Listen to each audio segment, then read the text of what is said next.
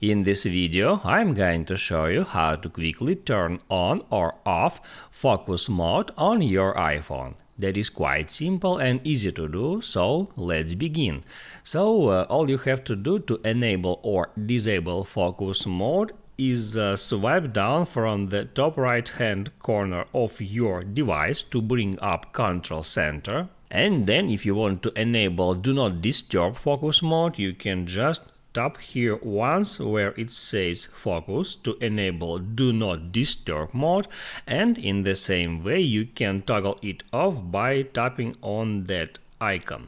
If you want to enable another mode, you can hold down where it says focus to show up all your focus modes, and from here you can enable any of them, and also here you can easily switch between them.